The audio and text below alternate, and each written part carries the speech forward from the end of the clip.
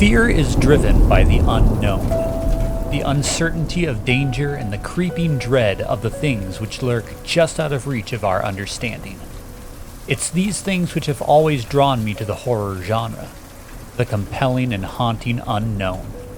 I've always found that the scariest things are those which play on my intrigue and paranoia, that which makes the hair on the back of my neck stand up and causes me to feel a constant sense of dread despite my need to go further into the darkness.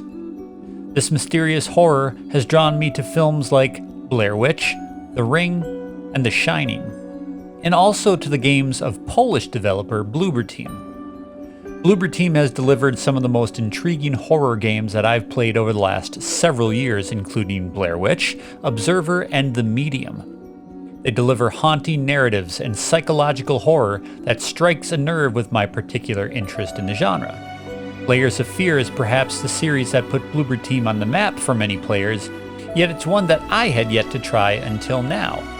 With the release of Layers of Fear for the PSVR, I felt this was the perfect opportunity to not only try this franchise out, but to do so in a unique way that only VR can provide. It's also worth noting that Layers of Fear VR is my first foray into the horror genre in the VR space. So how does Layers of Fear VR hold up? Maybe the more important question is, how did I hold up? Layers of Fear is a gothic, psychological freefall that begins at creepy and ends at terrifying. The game places you in the role of a struggling artist alone in his dark and foreboding mansion on a stormy night. Unsettling paintings and sculptures are all around, and before anything ever goes wrong, you're gifted with a sense of unease simply by the design of the empty home. The rain and thunder pound against the walls around you as you begin your exploration of the house and piece together the clues of the story, which are like breadcrumbs leading you through the experience. The feeling of exploring this house in VR takes a little getting used to at first, and I would recommend that while the setup of Layers of Fear allows you to choose between a sitting or a standing playstyle, I would absolutely recommend you play standing for a multitude of reasons. Firstly, the sense of place is elevated considerably when you physically crouch down to pick up objects off of the floor, or bend down low to open low-laying cabinets, rather than by doing so with a click of the crouch button on the Move controller. Standing about will provide you a much greater sense of presence than just sitting, and it's worth committing to this right off the bat. Secondly, the Move controllers are notorious for having difficulty being tracked properly, and I found that by standing in better view of my camera limited the loss of tracking. Finally, there are several moments in the game that are meant to disorient the player by manipulating the environment from under your feet. And this feeling only happens successfully when you are on those feet. I won't spoil anything, but I will say, keep those feet planted and enjoy the thrill of being tilted off balance by the clever developers at Bloober Team. Playing this game in VR also provides, without a doubt, the most terrifying video game experience I have ever had. It's not even close. I'm not adverse to being scared when I play games. I'm not afraid to admit that sometimes I have to turn the lights on or take a pause when a game can be too intense. But Layers of Fear in VR doesn't relent in keeping you in its icy grip. With a VR visor on your face, there's no looking away from the game or hiding your face in your hands and peeking between your fingers. In fact, the game is so aggressive in how it terrorizes you that it uses the actual physical act of looking away against the player. It's the perfect gameplay mechanic baked into a VR horror game to use your want to look away against you. Layers of Fear VR is the only horror game I've ever played where I wasn't even sure I'd be able to finish it because of how it absolutely shredded my nerves. So if you're into that kind of a thrill, this game is for you. The hook of the gameplay of Layers of Fear VR is that the protagonist is being haunted not only by the things that go bump in his house, but by his own mind. As you progress through the game, your grip on reality begins to loosen, and the events that transpire around you start to reflect that.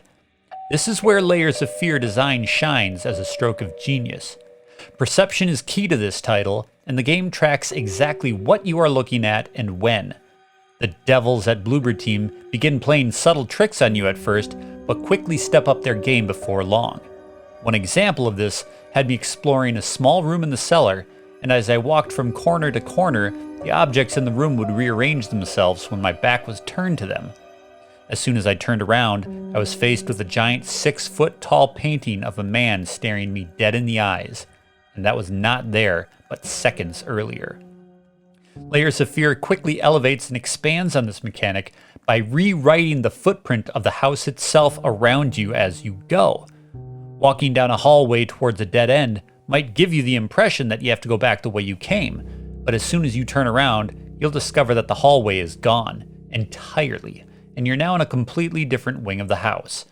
These are neat tricks that I've seen in other more traditional games before, but the act of being present via virtual reality and triggering this occurrence by physically turning my head to look over my shoulder is nothing short of chilling. The narrative of Layers of Fear is something that is best kept under wraps so that you can experience it through the act of play. The plot is told through environmental storytelling by showing you visual cues in your environment and by having you read letters and clippings that piece together the backstory on just what is happening here. Bloober Team knows that a great horror story sometimes succeeds by leaving some things to the imagination, and they execute that just as well here in Layers of Fear as they do in their other games as well. I found myself intrigued and pulled along as I tried to figure out just what horrible things went wrong in this house to bring me to this moment. While the ending left something to be desired due to its abrupt finale, I was ultimately satisfied with the story told throughout the course of the experience. It's a shame that once the credit roll began, I was unsure if I had actually finished, just because of how strangely brief the final moments are. Because the conclusion of the story itself is satisfying, I just felt that the pacing of the closing scene was awkwardly executed.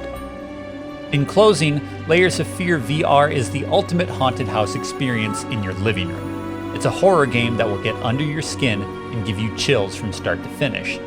While I absolutely enjoyed my experience with it, I also struggled to complete it just because of how visceral the scares were. I would not recommend this game for the faint of heart, but if you have the desire to experience the thrill of being haunted by the spirits within its walls, Layers of Fear VR is more than up to the task. I give Layers of Fear VR 3.5 out of 5.